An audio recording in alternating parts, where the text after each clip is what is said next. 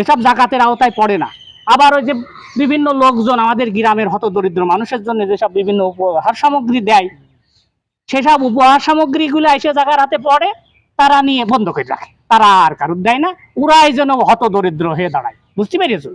তাই এই জিনিসগুলো আমাদের এবার একটু খেয়াল করতে হবে, যাতে সঠিকভাবে এই সঠিক হতদরিদ্র মানুষ খুঁজে খুঁজে বের করে যাতে আমরা দিতে পারি।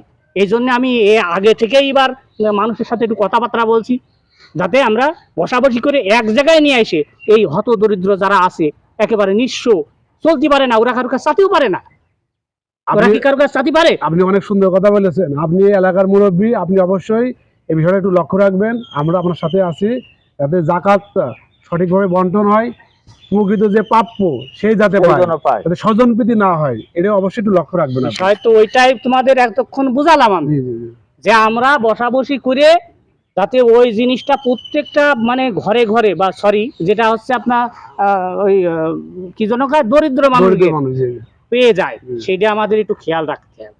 বুঝতে পেরেছো? ঠিক আছে, যাও তোমরা এই বিষয় না ভেবে না, আমি আরো আলাপ আলোচনা করছি, অবশ্যই এবার ভালোভাবে করতে হবে। হ্যাঁ, ঠিক আছে।